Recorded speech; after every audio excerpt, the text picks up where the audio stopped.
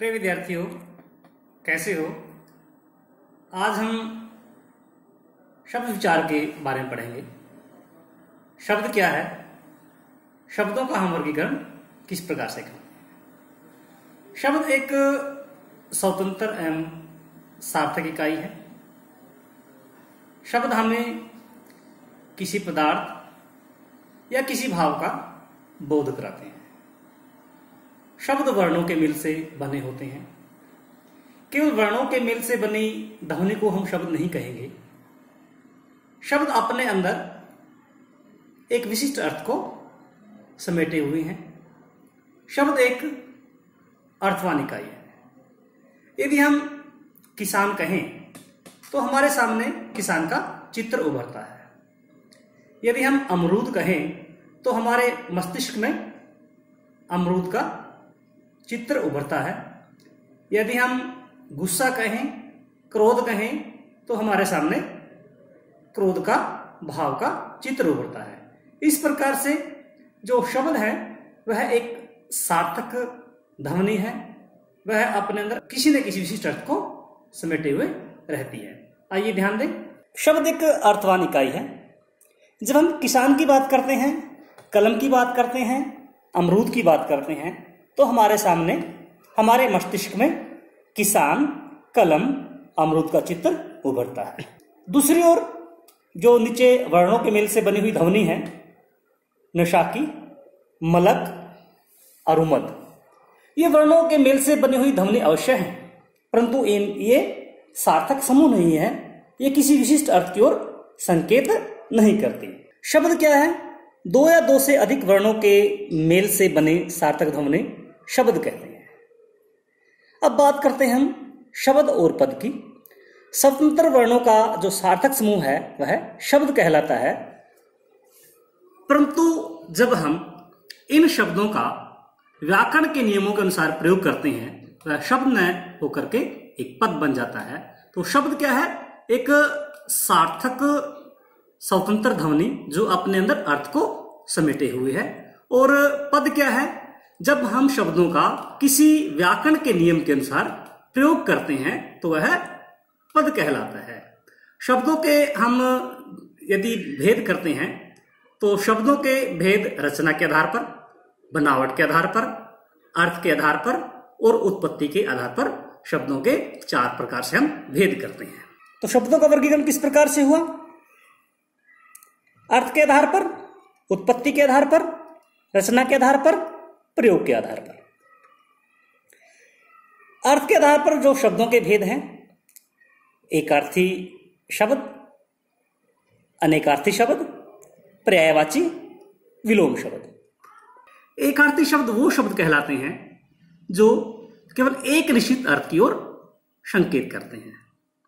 अनेकार्थी शब्द वो शब्द कहलाते हैं जो एक अर्थ की ओर संकेत न करके अनेक अर्थों की ओर संकेत करते हैं। जैसे यदि मैं कर कहूं तो आपके मस्तिष्क में या तो टेक्स्ट की ओर ध्यान जाता है या सूंड की ओर ध्यान जाता है। तो इस प्रकार से देखिए, जिन शब्दों का केवल एक ही अर्थ होता है वो एकार्थी शब्द हैं।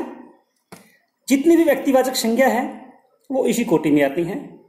यदि मैं विजेंद्र की बात करूं तो आपको एक ही अर्थ मिलेगा, गंगा, दिल्ली, भारत।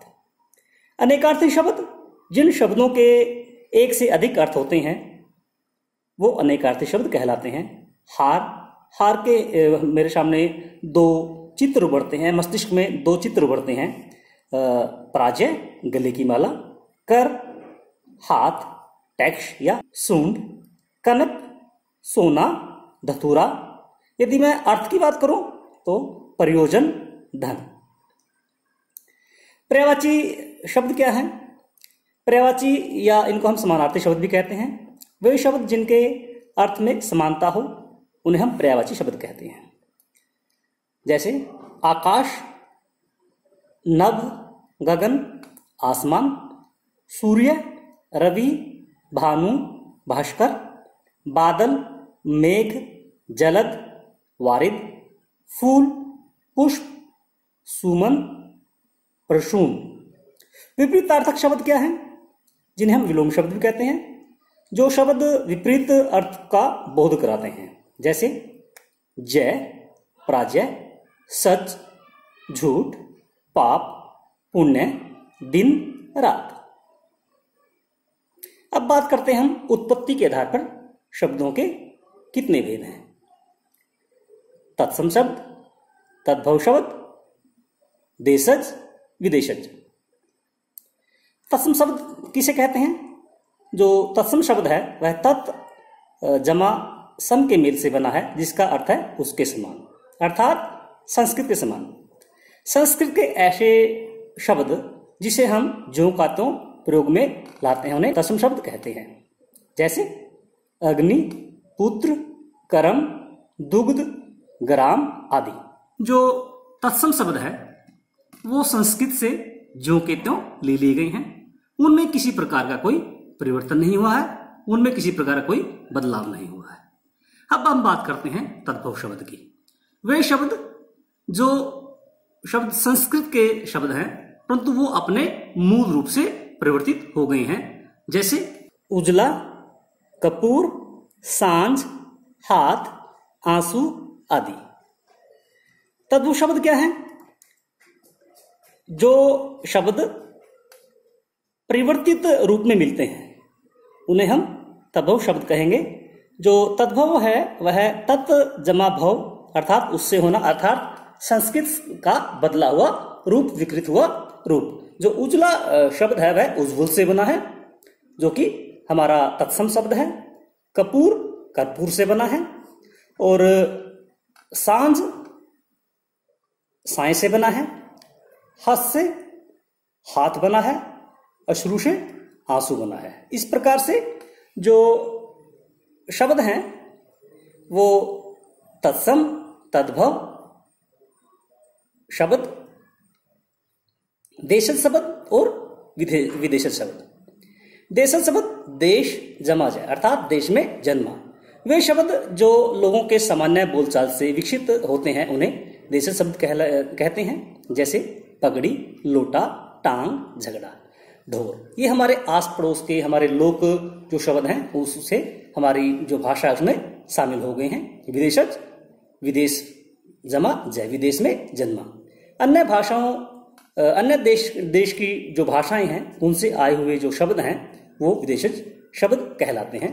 हिंदी एक इस प्रकार की भाषा है जो अनेक भाषाओं के शब्दों को समेटे हुए हैं। अरबी, फारसी, तुर्की, अंग्रेजी, यूनानी अनेक शब्द हैं जो कि विदेशी भाषा से आए हुए हैं, उन्हें हम विदेशज शब्द कहेंगे। तो ये किस प्रकार से शब्दों के भेद हुए? उत्पत्ति के आधार पर। तत्सम, तद्भव, देशज और विदेशज। उत्पत्ति के आधार पर जो शब्दों के भेद है वो 4 भेद माने गए हैं। आगे देखते हैं। रचना के आधार पर हम शब्दों के 3 भेद करते हैं, रूढ़, यौगिक शब्द और योग रूढ़। जिन शब्दों के सार्थक खंड न हो सके उन्हें रूढ़ शब्द कहते हैं। दिन, घर, मुंह, घोड़ा, जग, मेज। इन शब्दों के हम सार्थक टुकड़े नहीं कर सकते। ये एक जो शब्द है यह एक विशेष अर्थ के लिए रूढ़ हो गया है। जैसे दिन है, इसके हम टुकड़े नहीं कर सकते, परंतु दिन जो शब्द है वह दिन के लिए ही रूढ़ हो गया है। यौगिक, यौगिक का अर्थ है मेल से बना हुआ, योग इक मेल से बना हुआ।